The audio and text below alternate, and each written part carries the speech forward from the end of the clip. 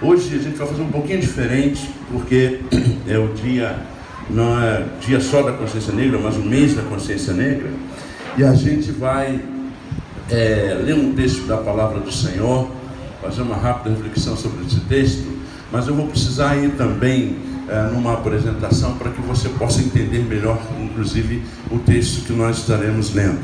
Então eu peço a você que abra a sua Bíblia no livro de Marcos capítulo 8, a partir do versículo 22. Marcos capítulo 8, a partir do versículo 22. Diz assim: e chegando a Betsaida, algumas pessoas trouxeram um cego à presença de Jesus e rogaram-lhe que o tocasse. Então ele tomou o cego pela mão e o conduziu para fora da aldeia. Em seguida, cuspiu nos olhos daquele homem e lhe impôs as mãos. Indagou: vês alguma coisa? O homem levanta os olhos e afirma: vejo pessoas, mas elas se parecem com árvores caminhando. Mais uma vez, Jesus tocou com suas mãos sobre os olhos do homem, e no mesmo instante, tendo sido completamente restaurado, via com clareza e podia discernir todas as coisas. Então Jesus enviou aquele homem para casa, recomendando-lhe: nem sequer no povoado entres. Eu gosto muito desse texto, porque esse texto para mim é um tanto quanto enigmático.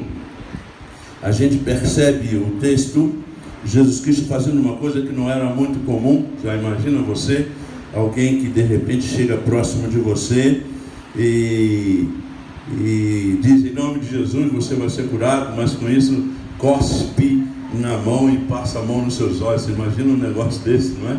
Jesus Cristo, ele estava muito além da letra da lei, além dos costumes, e Jesus Cristo faz uma coisa muito interessante, faz isso, cospe e faz dele, e ele é criticado justamente por isso, porque nesse processo de cuspir, ele estava meio que trabalhando no momento que não podia trabalhar, e ele é criticado por isso, segundo outros textos, outros lugares no Evangelho Sinótico desse texto aqui. E é interessante que esse homem veio trago então pelas pessoas para que Jesus Cristo pudesse tocar, e ele então tomou o cego pela mão, conduziu para fora da aldeia, individualizando a vida desse homem, e Jesus Cristo então cospe nos olhos daquele homem e impõe a mão, e Jesus Cristo então faz uma pergunta que é um tanto quanto estranha, sendo ele Deus Todo-Poderoso, sabendo de todas as coisas. Ele diz: vês alguma coisa? E o homem simplesmente diz: eu vejo, em outra tradução, os homens como árvores andando. Aquele homem estava vendo de forma um tanto quanto parcial.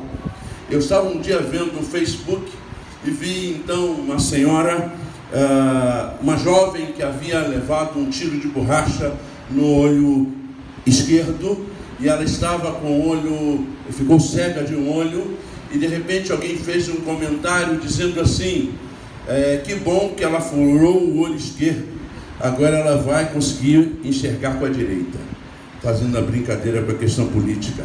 E eu pego então o perfil daquela moça e fui ver o perfil daquela mulher. Ela dizia ser meninas dos olhos de Deus, serva de Deus, amada pelo Senhor. E eu comecei a entrar em crise, como que uma pessoa que se diz ser amada do Senhor e ter comunhão com o Senhor, consegue ter tanta maldade no coração, a ponto de não ver a dor daquela jovem de 21 anos, que levou um tiro nos seus olhos, e ela então brinca com a questão política, sem ter nenhum amor para com aquela vida. A mesma situação eu vejo quando eu olho nas igrejas evangélicas e vejo pessoas que estão sempre dizendo que nós, os negros, estamos com vitimismo, quando nós lutamos por igualdade nessa nação. E aí quando eu olho para esse texto, eu percebo que muita gente está assim, olhando de forma parcial as situações da vida. Como este homem aqui, alguém que foi até tocado por Jesus, mas precisa ser tocada novamente, para que possa ver de fato a realidade em que nós estamos inseridos. Eu queria então, rapidamente, através dessa reflexão rápida, ir a me ajude aí, por favor, ir ali naquela apresentação. Eu sei que muitos não vão conseguir enxergar, mas eu vou então dizer algumas coisas rapidamente que já aconteceram neste Brasil, para que os negros estivessem na situação que estamos hoje. Eu queria que você estivesse olhando isso, quem sabe, através dessas lembranças, não conhecimento, mas dessas lembranças que você vai ter hoje pela manhã, sobretudo aqueles que talvez estejam aqui ainda vendo os homens como árvores andando, possam sair daqui de fato enxergando e sendo tocado pelo Jesus que busca a justiça. E aí, vocês não conseguem? Oh Jesus, estou aqui falando, olhando para ele, mas ele não acha. Mas então, enquanto a gente olha essa situação aqui que ele vai tentar colocar, está aí, rapaz, com certeza. Ah, Jesus, então vamos embora, não é para acontecer, vamos nessa. Então, quando nós olhamos esse texto aqui, meus queridos irmãos, eu quero tentar lembrar algumas datas que eu havia colocado ali. A primeira data que eu coloquei, opa, pode passar mais uma vez então. Aí, então eu quero ampliar a sua visão. Hoje está sendo diferente, geralmente não é assim, eu chego ali e falo, o pastor Vitor. Então, hoje é um pouquinho diferente, porque é um dia especial para a gente. A gente vê aqui a data de 1888. Vocês lembram na escola? 1808 foi a chegada então da corte portuguesa no Brasil. Cerca de 10 mil pessoas chegaram no Brasil. E aí tudo começou. Em 1822, o poder da Inglaterra, para que para que os portugueses pudessem chegar aqui, eles chegaram ajudados pelos ingleses. Porque os franceses estavam invadindo Portugal e os ingleses então ajudaram os portugueses naquela luta, naquela possível guerra, e eles trouxeram à corte essas 10 mil pessoas, inclusive dando 600 mil libras para o governo português, e eles vieram para cá. Com isso, Portugal ficou nas mãos completamente dos ingleses. Em 1822 seria o ano de reconhecimento do Brasil enquanto Brasil. E aí, então, nesse processo, os ingleses já estavam começando a forçar os portugueses a ter uma postura diferente sobre aqueles que aqui estavam. Em 1826, 23 de novembro, há o tratado que é revogado em 13 de março de 1827, um tratado que é revogado porque a Inglaterra já estava pedindo para que esse reconhecimento acontecesse, já estava pedindo que a postura dos portugueses fosse diferente, sobretudo para aqueles que já estavam aqui, os indígenas, e dos negros que já estavam chegando, os negros que estavam vindo. E aí então a Inglaterra exigiu que em 1831 houvesse um final do tráfico escravo no Brasil. A abolição deveria acontecer em 1831. Ela aconteceu quando? 1888. E aí então surgiu, por causa da relutância do governo português, do governo brasileiro, no caso agora ali, surgiu aquela lei que vocês já ouviram falar, de lei Bill Harding, que exigia então o final do tráfico, inclusive dando poder aos ingleses de tomar, prender a tripulação e enforcar os capitães, enforcar todos que estivessem traficando. Então, e eles seriam julgados por ingleses. Essa era a base, então, dessa lei Bill Harding. E então, em 1886, houve a libertação de Cuba.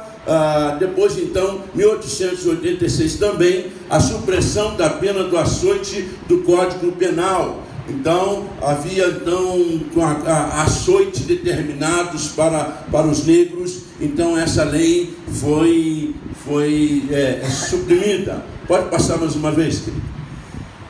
Então, meus queridos irmãos e amigos, 1831 até 1888, surgiu leis para inglês ver. Já viu essa expressão? Com certeza, né? Leis para inglês ver. Eu coloco leis para inglês ver e o preto gemer. E por que isso? Em 1850, Lei Eusébio de Queiroz, de 4 de setembro, foi o final do tráfico de escravos. Isso não quer dizer que ele não tenha continuado, pelo contrário, ele aumentou muito nesse país. E depois ele se tornou interno. Do Rio de Janeiro passavam para São Paulo, de São Paulo passava para a Bahia, e ele misturava, então eles misturavam as nações negras cada vez mais. Estava acontecendo em 1850. Mas em 1850 aconteceu uma lei que foi terrível para os negros no Brasil, chamada Lei da Terra. Os negros não podiam comprar terra nesse país. Isso foi terrível para a população negra brasileira. Em 1854, você pode encontrar, talvez na internet você não encontre, mas o decreto da escola pública no Brasil. Decreto da escola pública no Brasil, no artigo 69 desse decreto, está escrito assim: meninos e meninas que não podem estudar na escola pública brasileira. Está lá escrito no artigo. Escravos, então, pretos, ok? Meninos com moléstia, sarampo, varíola e outras coisas, e meninos e meninas não vacinados. Aí você faz uma pesquisa daquele período, as crianças negras não podiam ser vacinadas, e portanto pegavam moléstia, sarampo, varíola e outras, e portanto não podiam estudar na escola. A escola pública brasileira não foi feita para a população preta. Essa era mais uma lei para o preto gemer. Aí teve a Guerra do Paraguai em 64 e 70, que todos os negros que foram obrigados a irem para esta guerra, isso aconteceu também com os negros do Paraguai, aconteceu também com os negros do Uruguai, lá também tem negros, e os negros foram obrigados a irem para a guerra com a certeza ou a promessa de que ao chegarem aqui eles seriam libertos, teriam alforria. Em 1871 houve a lei do ventre livre. Vocês já ouviram falar dessa lei do ventre livre? Quem já ouviu falar dessa lei? Todo mundo ouviu falar dessa lei. Que lei maravilhosa, né? Essa lei foi muito legal, porque ela fazia o quê? Libertava as crianças nascidas a partir daquela data. Amém? Lei do engano. Sabe por quê, meus irmãos? As crianças só podiam ser libertas com 21 anos de idade, quando atingiam a maioridade. Foi mais um golpe. Aliás, nós estamos acostumados, né? De golpe em golpe a gente vai vivendo. A gente está experimentando um deles. É de golpe em golpe que a gente vai existindo nessa nação. Mas é interessante que essa lei, então, não é uma lei que a gente tenha ouvido de fato. A lei Saraiva Cotegipe, a lei do sexagenário, 1885, com 60 anos, o homem estava livre e podia caminhar à vontade pelas ruas, quando obviamente ele chegava a 60 anos. Imagina isso, nos idos de 1800, as pessoas não conseguiam, depois de tronco, depois de separação da família, depois de tanto sofrimento, óbvio que muitos deles, e a maioria, não conseguia chegar a 60 anos. Isso é somente para o inglês ver. E aqui também, em 1886, 80, 86, a gente está escrito ali, charqueadores de Pelotas e os escravos. Eu coloquei isso aqui porque lá no sul é interessante, porque havia os charqueadores de Pelotas, era conhecida como lugar de fazia muitos charques, vendia charque para a Europa e tudo. Só que quem estava trabalhando como charqueadores era considerado livre, mas se ele saísse da fazenda, ele era considerado escravo. Mais uma situação para os negros. E aí aconteceu a Lei Áurea em 1888, que libertou mais ou menos, na verdade, 800 mil pessoas. Isso é a Lei Áurea geral, que a gente vai ver algumas abolições que já tinham acontecido em outros estados. Mas logo depois que criaram a Lei Áurea, criou-se uma outra lei, 1889, a Lei da Vadiagem, que determinava que se alguém estivesse depois de 10 horas nas ruas, seria preso. Quem é que estava nas ruas? Os brancos ou os pretos? Ou os pretos ou não pretos? Vamos colocar assim, né? Era a maioria da população negra que estava na rua. Então, todas as leis, há um autor chamado Atili Mbembe, e ele escreve um livro, A Crítica da Razão Negra, um livro muito interessante, onde ele fala que a questão fundante no Ocidente é a questão do negro. Todas as políticas existentes no Ocidente têm a ver com a questão racial. Não é mimimi, é política brasileira, que criou uma coisa que a gente chama de racismo estrutural, que deixa o negro em suspeição a maioria das vezes. Pode passar, querido, vamos passar um pouco mais rápido. Então, o Brasil é o único país que não indenizou seus negros após a escravidão. Pode passar mais uma vez. E aí, então, eu tenho ali os primeiros estados a abolir a escravidão no Brasil: Amazonas, Pernambuco, Ceará e o Rio Grande do Sul, com essa questão desde que não saísse das fazendas, como nós colocamos. Pode passar mais uma vez. Aqui nós temos alguns abolicionistas que a gente gosta muito, sobretudo Luiz Gama, que foi um grande lutador, foi escravizado, vendido pelo seu pai, foi escravizado, e é interessante que ele se tornou um advogado, um jurista da época, mas ele só recebeu o título dele em 2007, um título póstumo, por causa do trabalho dele, mas ele já fazia um trabalho de libertação de muitos negros. Ele influenciou outros, como José do Patrocínio. José Bonifácio era um lutador, mas ele achava que tinha que ser gradativo a abolição, para que os senhores de escravos não perdessem, eles tinham que ser indenizados. André Rebouças lutava por uma reforma agrária, mas ele também não foi muito ouvido. Joaquim Nabuco também tinha essa visão de que tinha que ser um pouco mais gradativa, mas depois da abolição ele reconhece que a abolição não foi algo muito bom para os negros no Brasil. Aí tem Antônio Bento, Rui Barbosa, Castro Alves, que através da poesia lutava contra a escravidão. Só alguns nomes. Pode passar, querido, rapidamente. E aí esses abolicionistas usavam estratégias, por exemplo, a desobediência civil, fazendo reuniões que não se podia fazer, mas eles faziam essas reuniões. Sabotagem de propriedade de escravos, eles ajudavam os escravos na fuga, e também relações com abolicionistas ingleses, eles tinham essas relações. Pode passar, querido. Os objetivos desses abolicionistas eram dar uma boa escola para os negros e brancos, enfim, para toda a sociedade brasileira, ter reforma agrária, onde os negros pudessem também ter as suas terras, e também ter um sistema de oportunidade que valorizasse toda a população, branca e negra, ou negra e não negra. Surgiram então problemas de abolição. A não inclusão dos negros na sociedade de fato, por isso que a gente tem esse problema de visibilidade dos negros. Mas coitado, é só trabalhar, é só fazer isso. A gente tem que fazer isso, é claro, mas é claro também que a gente sabe que existe um sistema. Há uma diferença muito grande entre racismo, preconceito e discriminação. Muito obrigado, Deus te abençoe muito, te guarde, abençoe toda a sua família, amém? Há uma diferença entre racismo, preconceito e discriminação. Racismo é uma doutrina que estabelece que uma raça é superior à outra. O preconceito é um preconceito, tem um preconceito. Um dia eu estava lá em São Paulo, no ônibus, lá numa quebrada lá braba, e aí então entraram três negões com aquele cabelo. Lá em São Paulo é bem diferente do que daqui. Os caras usam cabelos assim, como alguns têm aqui, né? Cabelos grandes assim, alguns pintam de azul, de vermelho, um negócio assim. E eles entraram. Quando eles entraram, eu gelei. Falei, pensei, perdeu, negão, perdeu.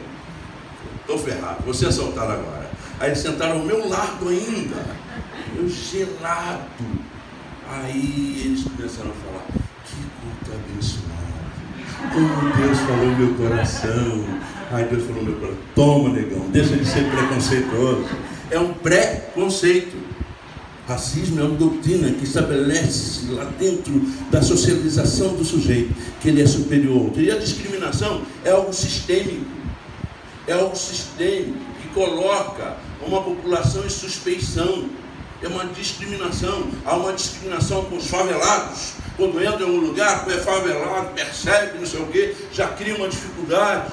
É como meu filho, que estava lá em Fortaleza, e de repente perguntou a hora uma senhora, e a senhora segurou a bolsa e saiu correndo, literalmente. Lá em Fortaleza mesmo eu estava, uma senhora passou por mim e fez o sinal da cruz. Aí eu pensei, ela deve ser devota de São Benedito, né? Deve ter olhado para mim assim, ou deve ter feito o sinal da cruz com São Benedito. Mas eu fiquei ali absorto, uma suspeição existe. Isso é discriminação sistêmica. Isso não é vitimismo. Isso não é vitimismo. Isso é muito sério para a população negra brasileira. E aí então, esse racismo sugere então esse racismo estrutural que a gente já então conversou. Pode passar, querido.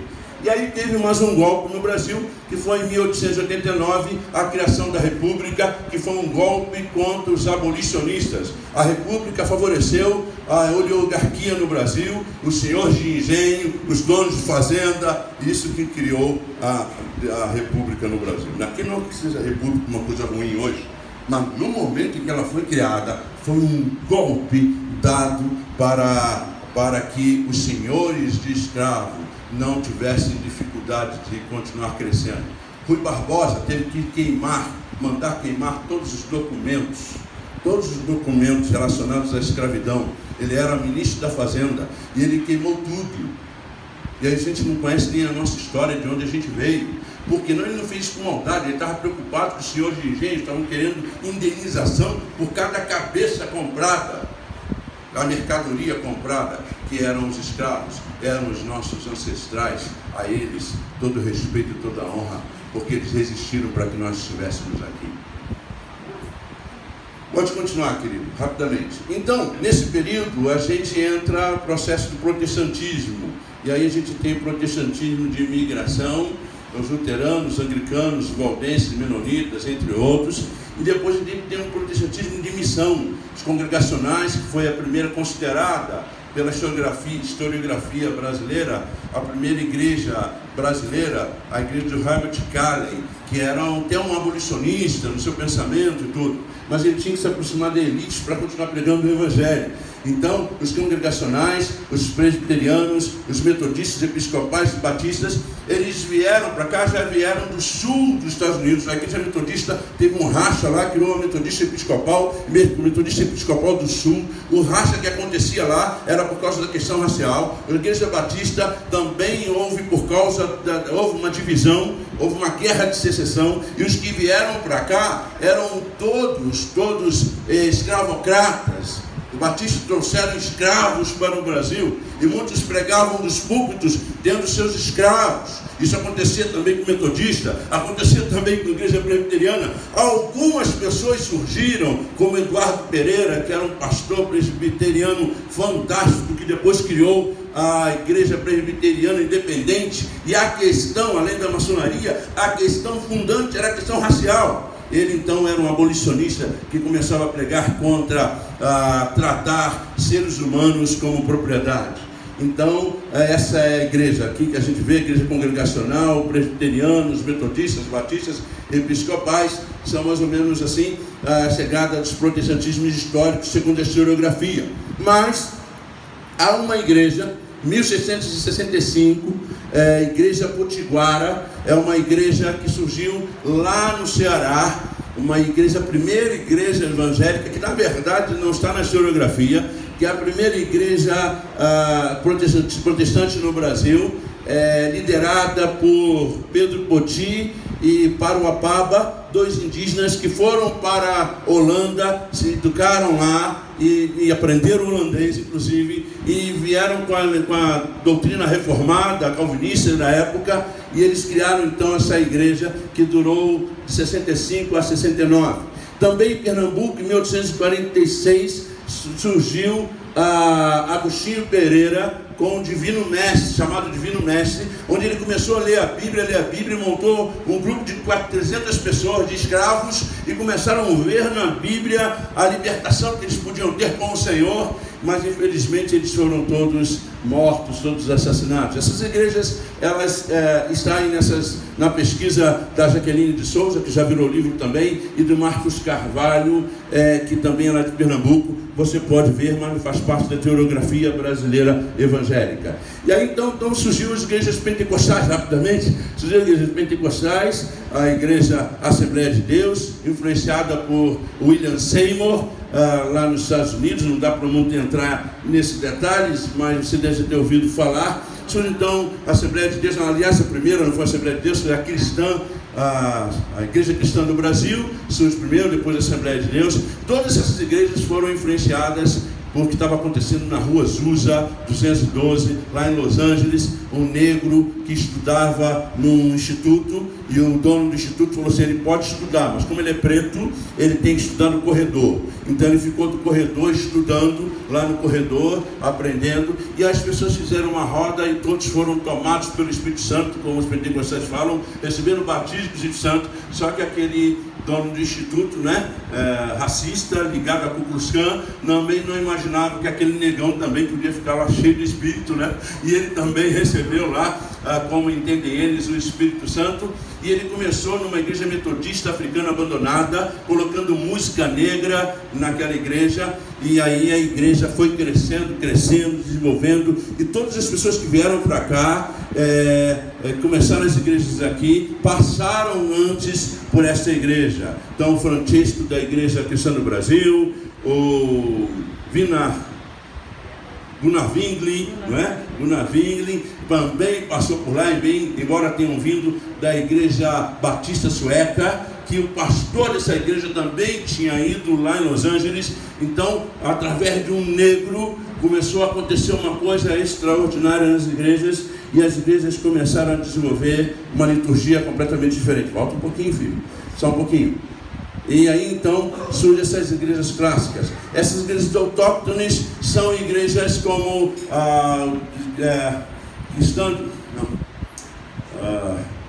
o Brasil para Cristo, desculpe-me, o Brasil para Cristo, a Igreja Deus é Amor. Essas igrejas são igrejas que surgiram aqui no Brasil, e aí infelizmente não dá para entrar muito em detalhes dessas igrejas. Depois surge aquilo que Bonfresco chamam de neopentecostais. São os neopentecostais, essas igrejas que estão mais aí, começando pela Universal do Reino de Deus e tantas outras. Pode passar, querido. E aí a minha pergunta que fiz, justamente isso: os negros realmente estão libertos?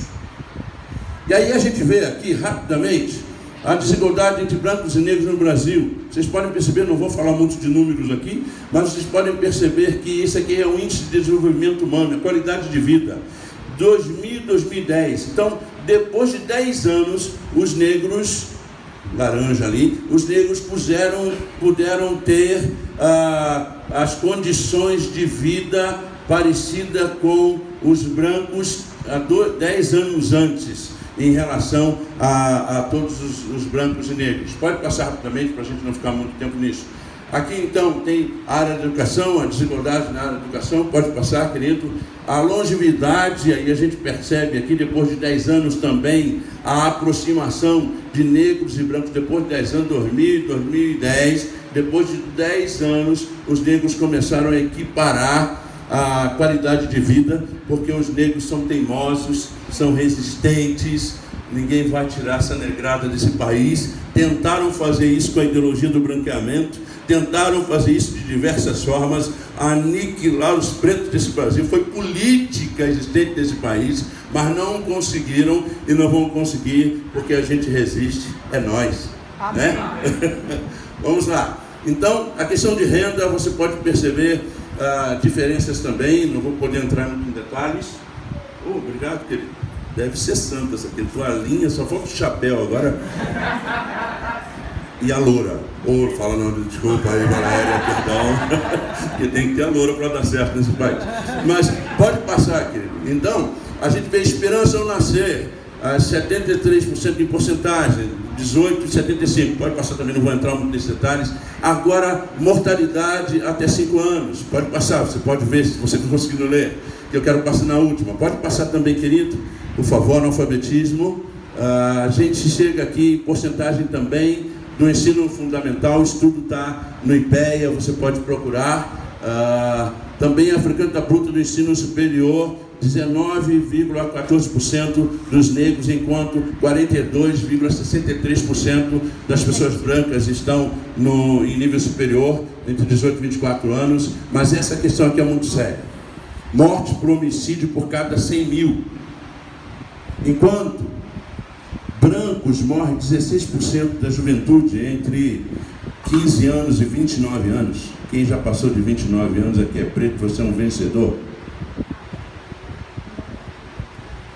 Enquanto está 16% dos brancos, o que é muito, é assustador, 84% a cada 100 mil das pessoas que morrem no Brasil por ano são pessoas pretas. 84%. Será que de fato os negros estão libertos nesse país? Pode passar, querido. E aí, a minha pergunta ali, que a gente propôs nesse programa: qual a cor da sua fé? E obviamente, como algumas pessoas responderam na página no Facebook, a minha cor não tem fé. A minha fé não tem cor. A minha fé não tem cor. Que coisa absurda. A minha pergunta é: o que você está enxergando? Porque talvez você esteja enxergando os homens como árvores andando. Quando a gente vê a maioria da igreja evangélica fazendo proposta, levantando bandeira por alguém que diz que vai mandar matar e vai colocar arma na mão de todos para matar, a gente consegue olhar e perceber que a igreja evangélica no Brasil ainda não compreendeu o evangelho de Jesus. Porque eu não consigo entender. Parece que um sentimento de iniquidade tomou conta dessa nação. E a gente, como um rapaz me falou aqui quando chegou, o Fábio, disse que estava vindo, Jacarezinho, Fábio? Não sei, Jacarezinho, e viu 2 corpos lá estendidos no chão, e as pessoas passam quase que por cima desses corpos, como se nada acontecesse. A gente não se assusta quando 5 jovens em Maricá são assassinados pela mesma arma. A gente não se assusta. Na igreja, poucas delas se manifestaram quando a Marielle foi executada. O que é que está acontecendo com a igreja evangélica? Parece mesmo que a igreja está olhando os homens como árvores andando. Não faz parte da história da igreja a luta pela justiça, pela igualdade, pelo amor profundo e radical. A gente vê simplesmente uma igreja sendo cooptada por sistemas políticos, cooptada completamente por um neofascismo que está tomando conta dessa nação. Isso a mim me assusta muito. E eu não estou aqui, graças a Deus, não sou parte de partido nenhum, graças a Deus, e nunca o farei. Faço parte do partido que querem seguir o Evangelho de Jesus de Nazaré. Amém. Isso eu estou tentando, não é fácil não, mas estou tentando. E aí, eu olho o texto da palavra do Senhor. Mais uma vez, Jesus colocou as suas mãos sobre os olhos dos homens, e no mesmo instante, tendo sido completamente restaurado, via com clareza e podia discernir todas as coisas. Oremos, meus irmãos, para que a gente mesmo possa ver com clareza e a gente consiga discernir de fato todas as coisas que o Senhor quer realizar nesse país. Oremos para que a igreja do Senhor não seja escarnecida nessa nação, e que de fato o Senhor Jesus toque nossos olhos espirituais, para que nós possamos ver de verdade. O que eu relatei aqui não são invenções, Você pode encontrar em toda a literatura tranquilamente. Por isso que muitos dos nossos negros e negras, muitos deles nem se aceitam como pessoas negras. Tem maior dificuldade, basta ser um pouquinho mais clarinho, às vezes até não. Às vezes é aquele que é um degradê entre nós, né? Que vai do mais clarinho até o último tom, né? E tem aqueles mesmo de último tom que não se veem como negros, não se aceitam como tal. E por isso então não podem compreender a imagem e semelhança de Deus. E não são usados em sua completude, porque usados por Deus mesmo, porque também se veem de forma limitada. Não se veem como negros, participando sim de uma população que sofreu mesmo quase 400 anos neste país. Portanto, a gente tem resquícios, a gente tem consequências desses 400 anos ainda. Por isso, irmãos, peço que vocês que aqui estão, peço que a nossa igreja brasileira, aqueles que já se consideram membros da nossa igreja brasileira, eu gosto de dizer isso, lembro sempre do Ismael, quando ele falou para mim, estava lá no Recife e disse que eu era da nossa igreja brasileira. Eu me senti feliz pra caramba, pelo menos um, né? Se diz da nossa igreja brasileira. Glória a Deus por isso. Mas você que se sente membro da nossa igreja brasileira, está conosco, quer estar conosco, eu quero pedir ao Senhor que ajude você a compreender de fato o Evangelho de Jesus. E você para de ver os homens como árvores andando. E que a justiça, a luta pela justiça e a busca pela justiça seja algo que esteja fervendo em seu coração. E que você seja usada para a honra e glória do Senhor. Amém? Louvado seja o Senhor. Amém. Estão meio, acho que ficaram meio cabisbaixos.